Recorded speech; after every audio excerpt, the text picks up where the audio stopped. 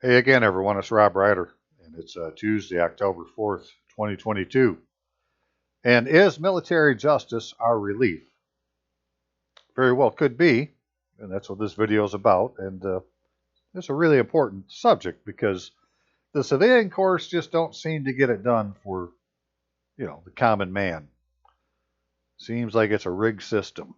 Just ask Donald Trump. So then what else is there? Well, the military has its own system. And it really comes down to, well, are you under the jurisdiction of the military?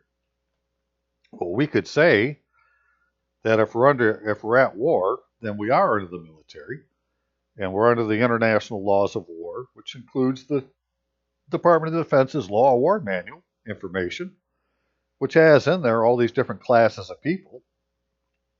But the one you want to be in would be a protected person instead of a unprotected belligerent. Right? And so if you can get the right classification, well, then you'd be protected by military justice. But definitely veterans are, and so I'm really speaking now mainly to veterans. We need to be the ones pierce the veil with this stuff.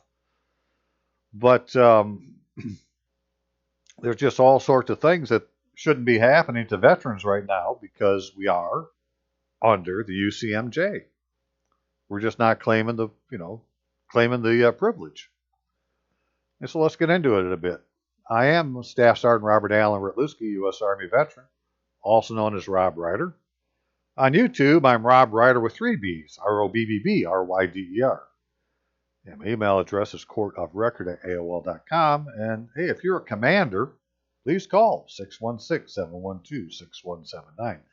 I'd like to file a complaint, which is what this is about. We need to go to the proper venue if we're looking for relief from belligerence. I just don't have any faith anymore in this thing we call the civilian court system. And I'm going to show you some things that we should be trying to use to our advantage. So this is one of the things I read this week, that the Supreme Court has called military justice a system of justice separate from jurisprudence in the civilian courts. Members of the armed forces are subject to rules, orders, proceedings, and consequences different from the rights and obligations of their civilian counterparts. Accordingly, it may be said that discipline is as important as liberty interest in the military justice system. So there won't be any undisciplined esquires. Right? Keep that in mind.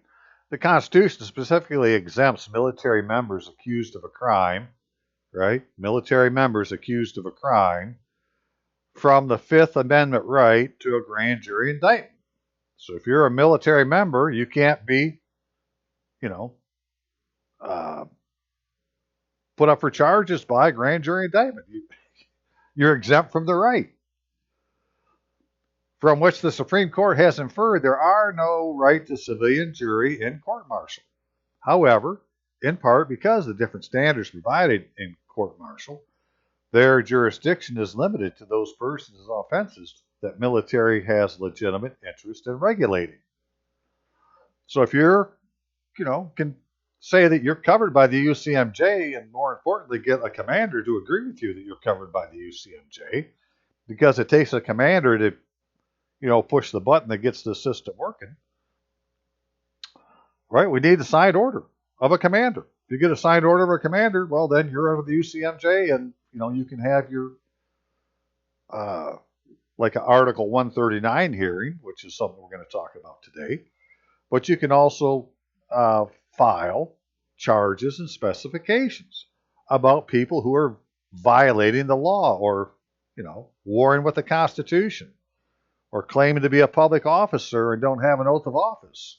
Da-da-da-da. I mean, this is what we should be using this for. Now I don't know if the commanders, because, now who's a commander? In the Army, a commander could be an 03, a captain, a commander of a company, right? But then you got a battalion commander, it'd be a lieutenant colonel, and, then you got some commanders that are colonels. And so, that's why, hey, if you're a commander, who knows what I'm talking about, please call me so I can tell everybody what it is we need to do. I'm happy to take the right answer from the right person. So without that at this point, well, let's just go look at some regulations and see what it says we can do, and see what we can do with this. Because, for instance, if there's any veterans in the group of people who are jailed in D.C. or any place else in the United States, an E8 comes up to mind in Florida, who's been jailed for the shenanigans of January 6th, they were put there by an indictment. Well, you can't indict somebody who's under the UCMJ. You got to take him back to the post. And so anybody who's in jail now because of an indictment needs to say, hey, I can't, I needed to be taken back to the post, even if you're already there. We need to get it to the commander's attention that people under the UCMJ are being tried by an indictment without the military having any notice of it. So let's go see if we can do that. Okay, hang on a second. So what I'm going to show today is an abbreviated version of what I showed under Uncle Sam Ain't Released Me Yet. And maybe General Flynn tuned me in, and, some about Don't Ask, Don't Tell Repeal Act of 2010, which clearly says homosexuals cannot serve in the military. And so how do you get homosexuals out? Well, you file a complaint under UCMJ. Right? So, but we're going to look at some other things, do with veterans mainly to start with. So hang on a second.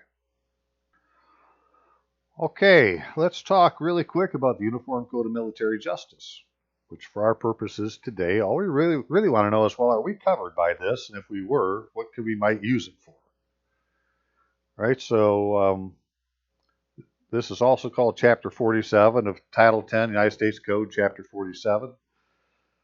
And then it would be called, like this section would be called 10 USC 801, right, under Title 10. But if you're in the military, you just know it as Article 1 or Article 2 or Article 15 or whatever it is, right? So it's like there's the dual jurisdictions by the numbering that they use. But in here, it talks about persons subject to this chapter, which, you could read most of these and on and on and on. But let's just go to this first one. This is the one that's most important to me, because the voluntary enlistment of any person who has the capacity to understand the significance of enlisting in the armed forces shall be valid for purposes of jurisdiction under subsection A. And a change of status from civilian to a member of the armed forces shall be effective upon taking the oath of enlistment. Which, clearly states that, well, once you've taken the oath, you are, your status has changed. Now you're a member of the armed forces. Right? And if you've volunteered and you understand that by volunteering, you're no longer a civilian, then if you tell your commander, right, that you want to have something done under the UCMJ, then he would have to do it. Right? Because it's a rule. Right? And I know that esquires would tell you they don't pay attention to this, but in the military, if we're going to follow anything, it's going to be regulations. Right? So Article 2 of the UCMJ says that if I volunteered, then I'm under the UCMJ. And if I'm under the UCMJ as a member of the armed forces, then I can tell you certain things are wrong and I'm trying to get them fixed, and I want to do it under the UCMJ. So let's go look at what those are. So here's one thing, Article 14, delivery of offenders to the civilian authorities. Under such regulations as the Secretary concerned may prescribe, a member of the armed forces accused of an offense against a civil authority may be delivered upon request to the civil authority for trial. So yes, you could be tried in a civilian court, but they have to come to the military first and request it. And so if they haven't requested it, then I don't care if you're a veteran or in the active duty. If you're covered by the UCMJ, you don't have to go to their fucking court. Right? They have to get a release or whatever it is they need from under the regulations of the secretary concerned.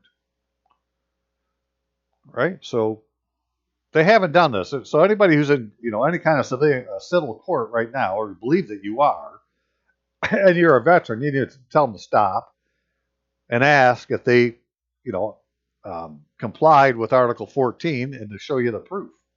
That's one thing to do. I mean, I could think of all sorts of things you could do, but I want to be a little more proactive than that. I'm just saying that if you're in a court right now in a civilian court, let's say for foreclosure or some other thing, which I'm going to show you something that, about foreclosures that's in the UCMJ, then we need to tell them that the court doesn't have the authority to try the matter. Okay, hang on again. Right, and then we have under Article 30, which is 10 U.S.C. subsection 830, charges and specifications shall be signed by a person subject to this chapter, which is, Chapter 47, the Uniform Code of Military Justice,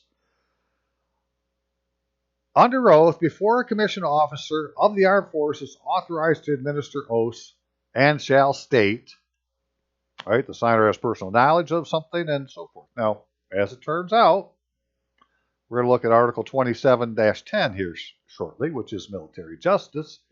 It says in there, in the Chapter 10 about oaths, it says that a commander can issue any oath required for military justice.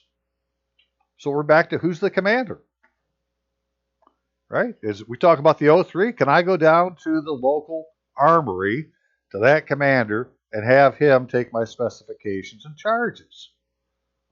Well, that's one thing to use it for. But here would be another one under Article 139, redress of injuries to property. Whenever complaint is made to any commanding officer, right? Didn't say take it to JAG or take it to the sergeant major or, it said take it to the commanding officer. Whenever complaint is made to any commanding officer that willful damage has been done to the property of any person or that his property has been wrongly taken by members of the armed forces, he may, under such regulations as secretary concerned, may prescribe, convene a board to investigate the complaint. The board shall consist of 1 to 3 commissioned officers. Purpose of the investigation has the power to summon witnesses, examine them upon oath, to receive depositions of other documentary evidence, to assess the damage sustained against the responsible parties. On and on and on. So now, right?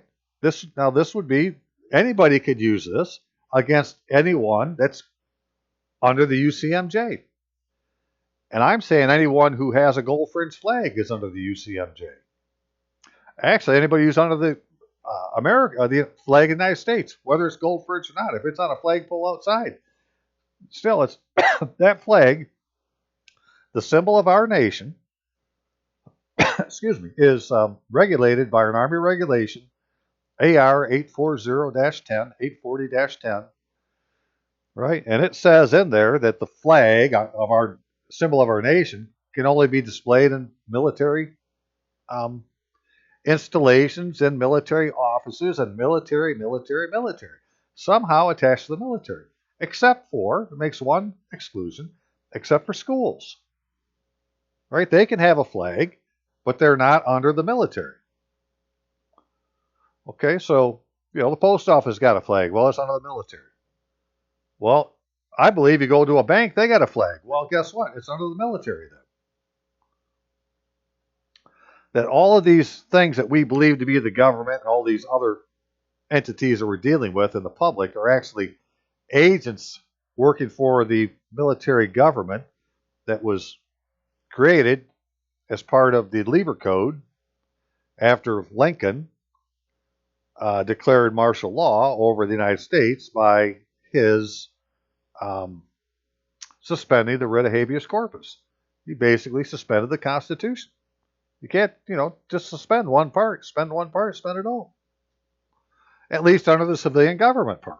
So, and this is why nobody takes an oath of office that's required to satisfy the 6th article of the Constitution because, it's been suspended.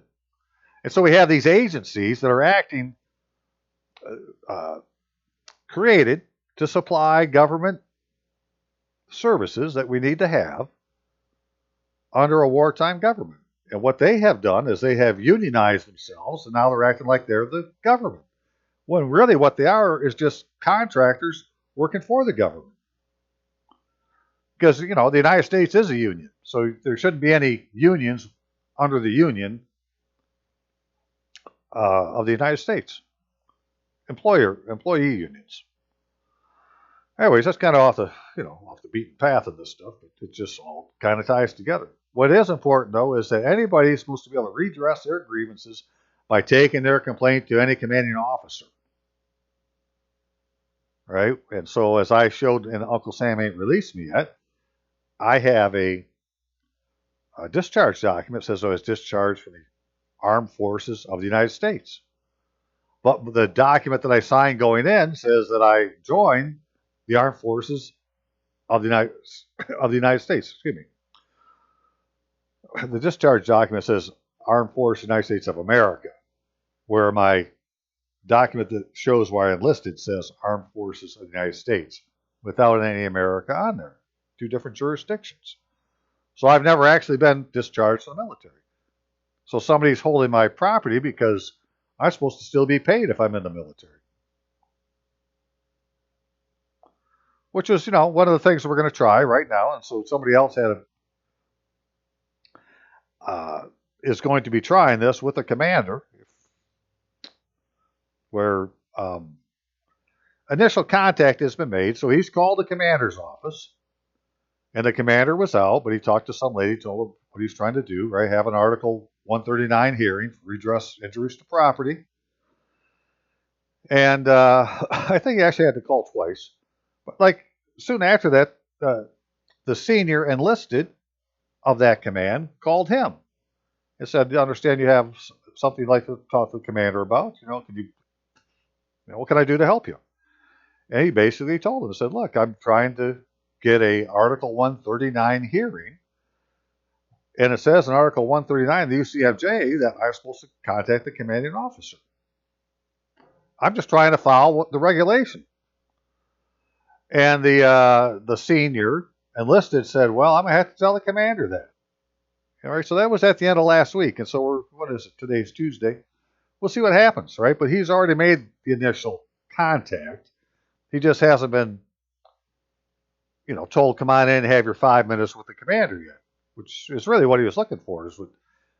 He said, "I just need 5 minutes. I just want to go tell the commander what my complaint is." Right? So we'll see what they come back with. But that's a veteran, right, trying this. But really, anybody could try this. So we just have to figure out, well, who's covered under the UCMJ that we could say that they're withholding our property. And I say any wartime agency, such as the IRS, banks, public utilities, all these places that are holding our property. More on that some other time, though. Let's keep moving.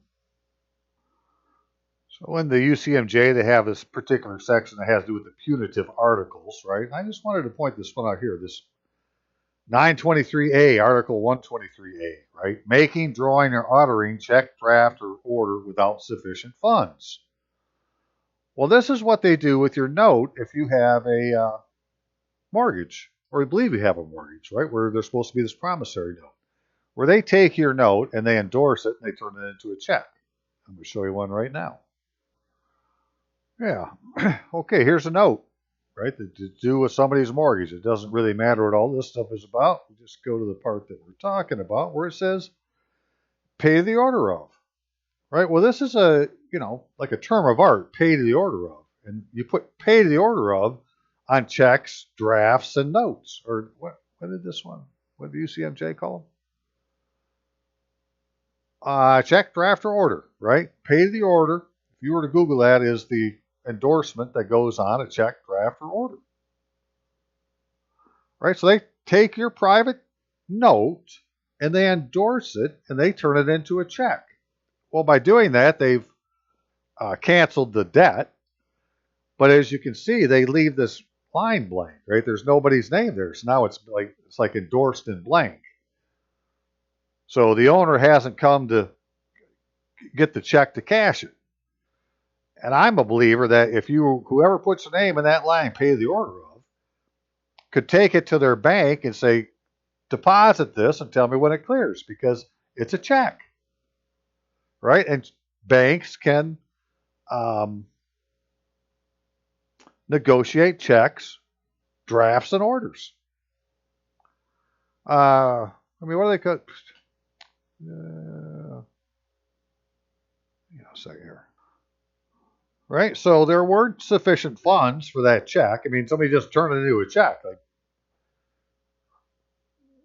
if you did that with a check, well, you'd be going to prison. Well, duh, here it is, right? That it's a violation of the UCMJ to do that. So if your bank has a U.S. flag outside, then I'm saying they're under the UCMJ, and they could be whomever, it did this. In this case, it looks like Greystone Residential Funding, Inc., right, is guilty of counterfeiting. Forgery, I believe it actually came under. What did they have it under? Yeah, sure enough, forgery. I'm not going to argue. I'm just saying that's why I believe at some point we get this figured out. We can use that as the way to end all this freaking mortgage fraud. Because if you didn't know this, right, the bank that you were supposed to have a loan with never signed an agreement with you. There is no bilateral contract, so there was never a loan made. And the other thing is, whoever is asking you to send them a check, you need to ask for their W-9 form. Right? IRS form W-9, where there's a place on there for the requester. You put your information, who's ever the name of the person is or the entity asking for the money, pay the order of, and some particular name, put them down there as the name you need to have the rest of the form filled out for, and get them to fill it out. And I say you do this even if you're in court in a foreclosure. Go put it in. It's like you saying, okay, I'm willing to pay it, right, and holding up your checkbook, which was supposed to be something they did way back in the day. This is almost saying, I'll pay it just as soon as you prove that you have the authority to be paid. Because if they don't have a taxpayer ID number, which is what the W-9 will prove, certifying their taxpayer ID number and their status, then, they could not have been a bank and lent you any money.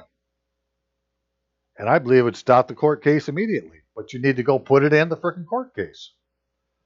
I'd say just do it as a notice. Notice, defendant requires the W-9 of the defendant is the requester of the W-9. It has a particular name, whatever it is, right, of the plaintiff asking to be paid pursuant to his complaint entered in this court case.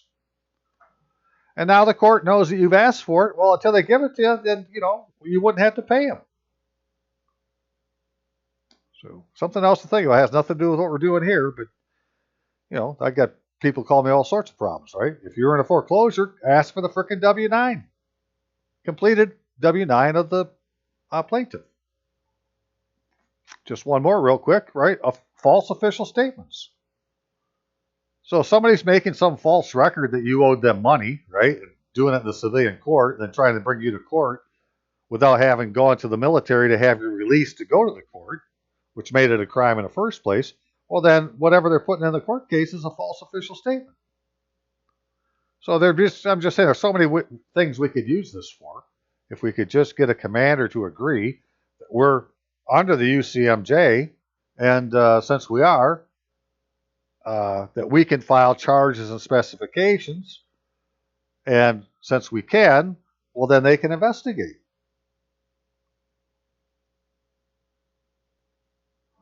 Okay, well, what goes along with the UCMJ is this Army Regulation 2710, right? It has to do with military justice. And in 2016, I didn't realize this till I downloaded this. Hey, they got Military Justice Act 2016. So they made a bunch of changes to the military justice. And if you have any improvements, it tells you how to do it. So I was thinking, well, I need to write these people and say, you need to tell us more about what we can do with it. Make it more user-friendly for us. But It just basically covers whatever there is to do with military, excuse me, military justice, right? You have Article 15, which is non-judicial punishment, and then you got court martials for everything else. And if you were being tried for a crime, the Army would have to provide you counsel. It wouldn't be an attorney, right? They're not telling you to go hire an attorney or get you an attorney. No, it's called counsel. Because an attorney, by definition, just represents you. But a counsel gives you legal advice. And a lawyer is supposed to be someone learned at the law, right? Counsel. But that isn't who we're dealing with anymore. Now we're dealing with esquires, which are, by definition, crown agents. And that's the civilian courts, right? It's a foreign jurisdiction in the United States. I just want to show that in Chapter 10 it talks about oaths. In fact, let me go to that page real quick. Right? Chapter 10, oaths. This chapter implements the UCMJ, Articles 42 and 136, and various rules of Manual of Court Martials 2019. It authorizes commanders to administer oaths related to military justice. It also authorizes other military personnel who are empowered to authorize searches and seizures to administer oaths for such searches and seizures and for apprehensions. But it authorizes a commander to administer an oath for military justice. Well, if you wanted to file a charge and specifications, you have to swear to it. Then the commander has the authority to take your frickin' sworn statement. So, it's a powerful sentence right there. Because if you can get all that established, right, well, then if you go to Chapter 17, it talks about victim and witness assistance. So all of this Chapter 17 would apply to you just as soon as that commander signs the order that says, hey, you are under the UCMJ and, we're taking your charges and specifications, or going to, your request for an Article 139 hearing, so forth and so on. Right? That you're a victim and you're a witness. And this is, it's got a lot of stuff. It has people you get to talk to. They got, insider information, right? The Victim Witness Assistance Program. All this is, parallel to the civilian system that we're trying to deal with, except this jurisdiction is in the United States, and the jurisdiction we're dealing with in the civilian world is in the United States of America. Two different jurisdictions. And you might want to download this, right? It's the Congressional Research Service. So if you Google military courts martial under the Military Justice Act of 2016, you find this.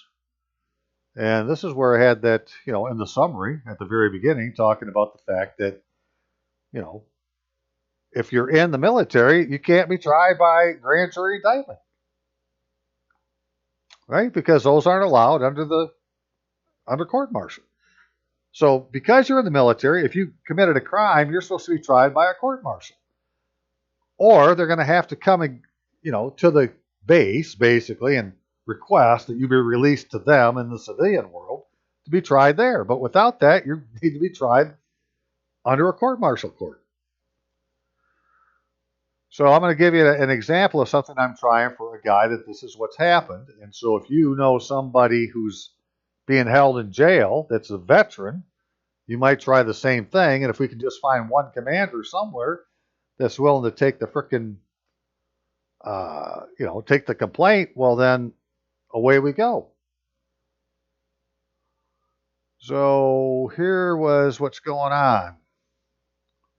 I wrote this yesterday to the Ohio Adjutant General Office, to the Judge Advocate General, JAG of the office, to the Chief Warrant Officer, Janet Blaine, because she was the point of contact given, and notice veterans subject to UCMJ victimized by illegitimate grand jury indictment. So, CW4 Blaine, thank you for your service. I'm a well-informed voluntary enlistee, U.S. Army veteran, with capacity to understand the significance that enlisting in the armed forces forever changed my status from civilian to a member of the armed forces. subject to the Uniform Code of Military Justice. In accordance with Article 2B of the UCMJ, I am subject to the UCMJ, as are all my brother and sister enlistee veterans. If you're an enlistee, veteran, or an enlistee, right, Article 2B makes you forever subject to the UCMJ. Claim it. Chief, as subjects to the UCMJ, we veterans are exempt from Fifth Amendment right to grand jury indictment and are privileged to receive military justice. On behalf of all veterans, I will now inform you of a situation involving the Armed Forces veteran residing in Ohio who is the victim of a simulated legal process under color of state law that involves a document claiming to be an indictment of a grand jury. This veteran is in dire need of military justice. Gerald Ray Potts, U.S. Army veteran, was allegedly indicted, Exhibit 1, by the jurors of the grand jury of the state of Ohio within and for the body of Medina County in a form of indictment that is not substantially the form specified by Ohio Revised Code, Section 2941.06, form of indictment, Exhibit 2. Further, the Esquire, impersonating as a state judge in Veteran Potts' case, did not execute the oath entitled for the United States Code, that would be 4 U.S.C. 101, does not have a valid state of Ohio oath filed with the Ohio Supreme Court, does not have a valid official commission from the governor, and who presides over a private tribunal impersonating as the state court of Ohio. Right? Because if the judge doesn't have the proper oath of office, it's not a state court. I don't care what you call it. Notice, the room where the simulated legal process was conducted displays a gold-fringed flag of our nation. According to Chapter 2, Section 3 of Army Regulation AR 840-10, the only courtroom authorized to display this style of flag is a military courtroom, and any other indoor display is restricted to military-controlled offices, unless the Esquire is a military judge. By commission, he is impersonating as an officer of the armed forces. Gerald Ray Potts, U.S. Air Force veteran, is being denied the military due process he is entitled to receive, was tried by a state officer imposter, claiming violations that would have required Veteran Potts be tried by general court-martial. And Veteran Potts is now a prisoner of war somewhere in Ohio. Under Article 30 of the UCMJ, I am entitled to file charges and specifications, and if this be necessary in order for Veteran Potts to receive military justice, then please direct me to the nearest officer authorized to administer oaths relating to military justice. Alternatively, a court of inquiry or an investigation will prove my claim and free an innocent veteran from further abuse by a band of invading Crown agents, aka Esquires. Chief Blaine, it is in your power for God and country to see to Veteran Potts' relief. I didn't read the word that quite right, but and I pray that you use it. Otherwise, I will need to bother the Adjutant General with this military matter. I have much proof that probable cause exists that Veteran Potts is the victim of a conspiracy to defraud the United States and insist he receive the military justice he's entitled to, and that identified enemies of the United States are apprehended. All right, so one-page document, sent it to, because I had their email address, right? I found all this online. Go to your state adjutant general's office and start looking around, see what they give you. And I didn't have one to the adjutant general's office directly, so I said, well, I'll send it to JAG. If they don't want to play, then I'll go to the adjutant general directly. Unfortunately, when I emailed it, I got auto reply back, and well, Chief Warrant Officer Blaine is on vacation right now, or on leave. So then I found another address to the Inspector General's office and sent it to them. Yeah, we'll give them a couple days and see what they do with it. But I wanted to show you these indictments I'm talking about. So this is what Gerald R. Potts, right? It doesn't say Gerald Ray, so it's really not Jerry anyways. Right? This is really what this caption up here is what every other document in this court case looks like, right? This is like a caption for a court document that has certain blah blah here in the wording that we're supposed to believe makes it to be a, it's an indictment. Well, if Jerry's under the UCMJ, that he's exempt from indictments. Period. We really don't need to go any further. Can't do it with this. But beyond that, if we look at that and then we go look at, well, what the Ohio law say it should look like, an indictment may be substantially in the following form, where it has the state of Ohio with SS and then county, right? So this should be like Medina County, I believe is the county, right? And this would be the venue that this is being heard in. But that isn't what's up here. There's no venue up here. This is plaintiff versus defendant, right? So from the very first wording, it's wrong. It's not substantially the same. And then we get in here and start reading about how it's been done and, and it has in the year, right? And that's not on here. But if you go in and it says Gerald R. Potts on or about, well, there's no such thing as on or about in an indictment. It has to be, date certain, right? Did find the present that, Gerald Potts not on or about the blank day of blank month of some year at the county of some county did do something. Well, that isn't how this one's set up. So they're not the same, right? But this is what they're using. And in Jerry's court case, we've put in that the judge hasn't filed an oath of office since 2010, right? But he just got elected a few years ago, so he should have had another one because it's per election. And he does not have a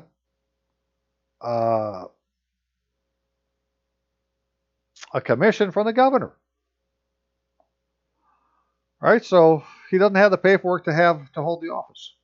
And yet it's the man that put Jerry in some jail someplace in Ohio. And I'm just saying, well, Jerry now he's a POW. The military needs to do everything they can to get him out. Right? So in that situation, it would be me trying to use Article 30 and file charges and specifications if necessary. But if I just report to the, command what's happening, they could do it. Right?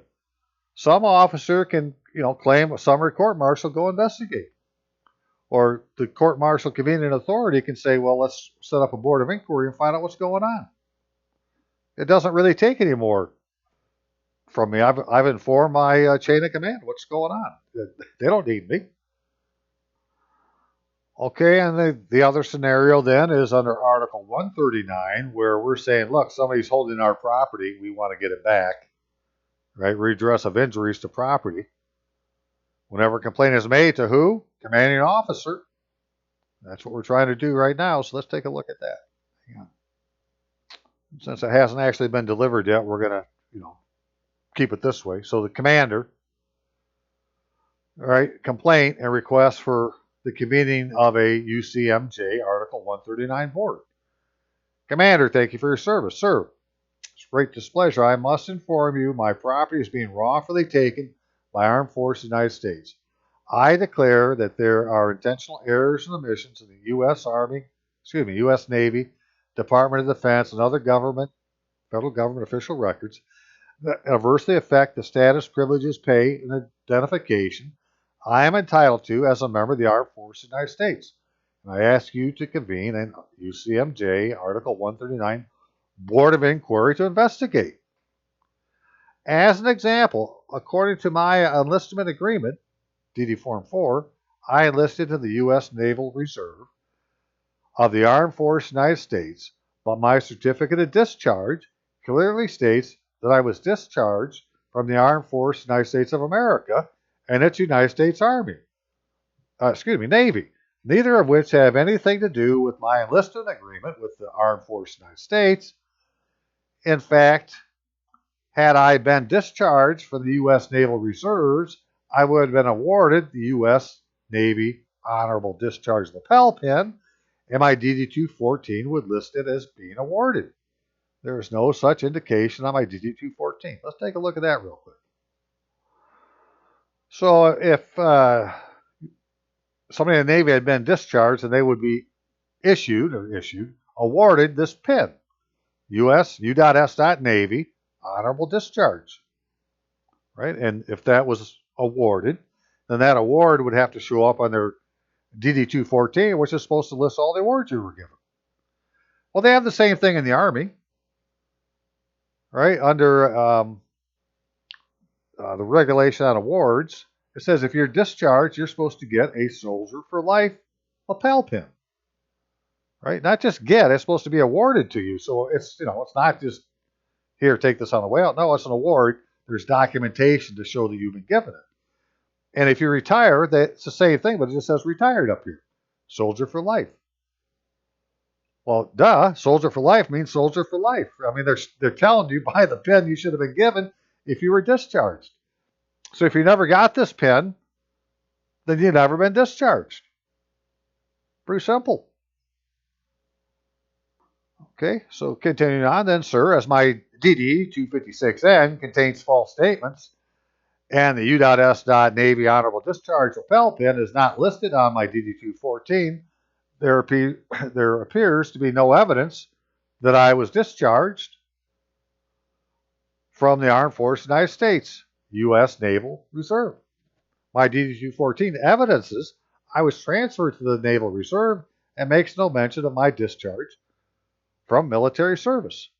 Okay, let's look at a few documents again. Hang on. All right, so on your long form DD-214, you have this bottom part that's not on the short form. But it says on there type of separation and separation of authority and so forth and so on. And all right, he was transferred to the Naval Reserve.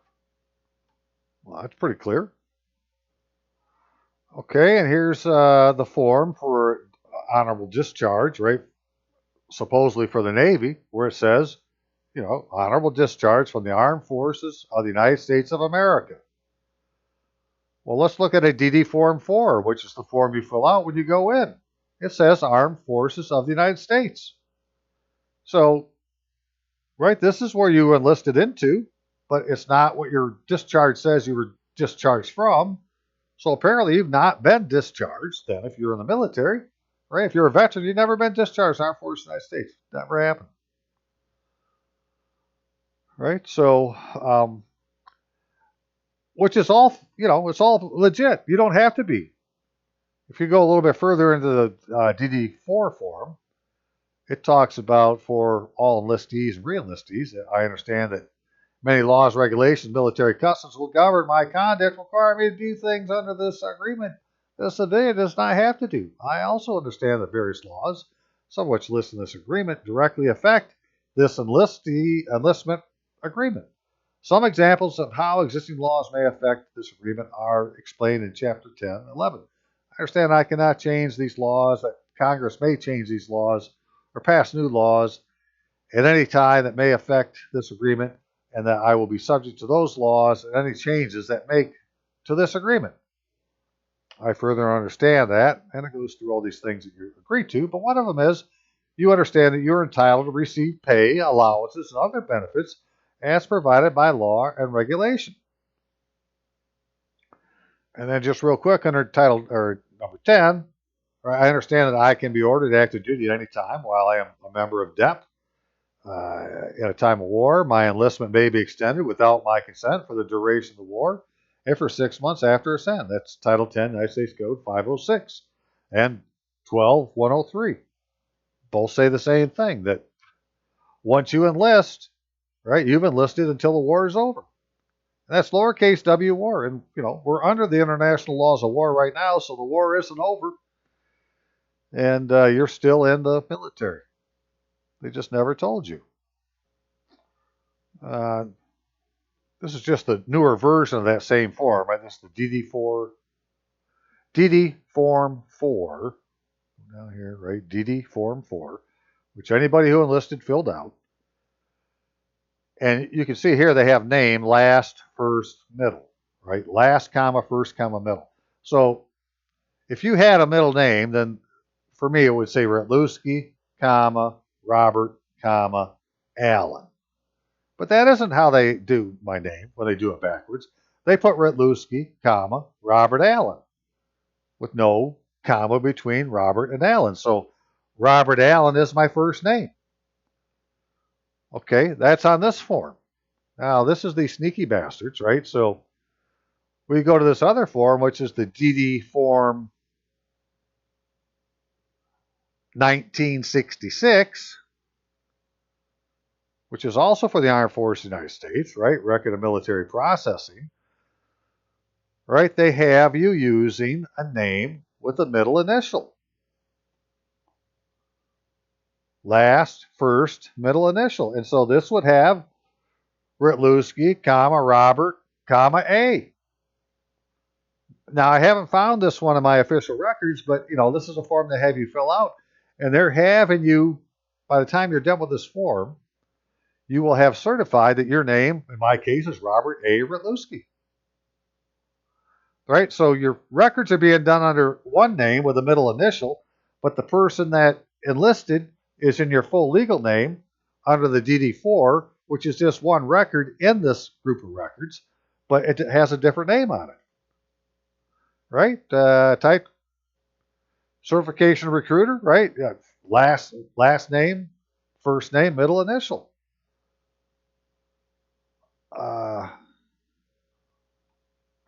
Right? Certification of applicant. Where they're going to put last name, first name, middle initial, and have you sign. Well, you just certified that's your freaking name. And now we got witnesses. They're going to certify they watched you sign your name to that name. And that's going to be certified yet by the recruiter. So now we got two witnesses and you all agree your name is Rytlewski, comma, Robert, comma, A. Well, that isn't the name they use on anything. So, they intentionally put these errors in at the very beginning. On day one of your enlistment, they put the error in. Just like day one of your birth, they put the error in. Right? There's errors in your birth records, and there's errors in your freaking enlistment records, and there's errors in your marriage record. There's just errors in everything. It's what they do. It's the land of errors and omissions. And we're all victimized by it out here in the civilian world, and I'm just hoping that maybe there's some answer to it. I find it a righteous commander who's willing to sign his name to a order and, kick some ass. Okay, so we'll just finish it up. We'll be done. So, right, it's my belief I'm still under contract with the Armed Forces of the United States. And our agreement states that while under contract, I'm entitled to pay. That'd be under Section 9. Allowances and other benefits, all of which are now wrongfully taken from me.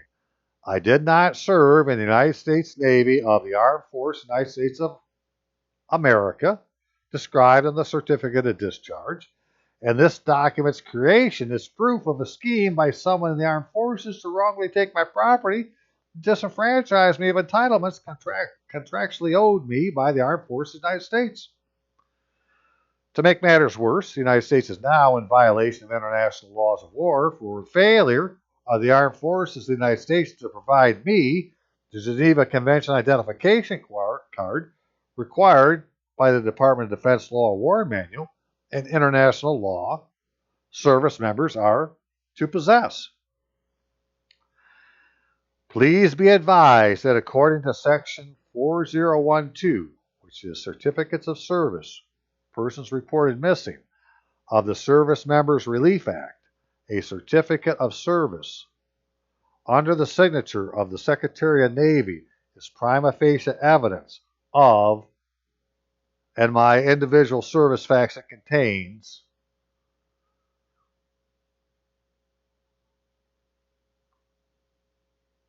only this certificate can prove my service. I ask the commander convene the UCMJ Article 139 board to investigate my complaint, procure a Section 402 certificate of service to determine all facts concerning service for the investigation. Okay, so what that is talking about is this right here, right? This is Title 50, United States Code, Section 4012, All right, so 50 U.S.C. 4012, certificates of service. Persons reported missing. Prima facie evidence.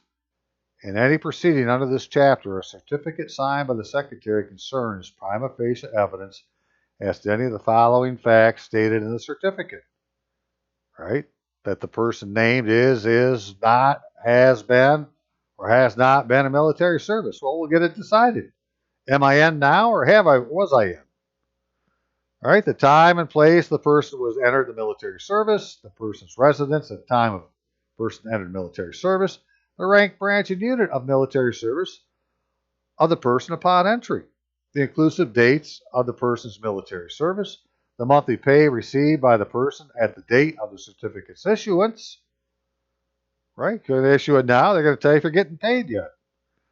And the time and place of the person's termination or release from military service or the person's death during military service. Right? It's going to prove all that stuff. So why are we messing around with documents that aren't prima facie evidence to determine if we're in the military? You know, we really want to get this document here, this certificate of service from the Secretary of the Army, Navy, Air Force, Space Force, I think it is. All right, a service member has been reported missing is presumed to continue in service until accounted for. A requirement under this chapter that begins or ends with the death of a service member does not begin or end until the service member's death is reported. So, you know, if you have a DD-214 that says you went into the reserves, that was your last place you were heard of, and nothing's changed since, then, you know, you've probably been reported missing. And as long as you're missing, well, you're still presumed to continue to serve. And if you're continuing to serve, well, then you have to be paid. Okay, right, this the certificate appearing to be signed by the Secretary concerned is prima facie evidence of its contents and the signer's authority to issue it. It's a big deal. We have to get this form, which is really, you know, one of the things we want to get out of this Article 139 hearing, because, you know, they can take evidence and so forth, is for them to subpoena to get the evidence from the Secretary of the Navy, Army, Air Force, whoever it is. And then based on that, well, let's, you know, take care of the rest of it.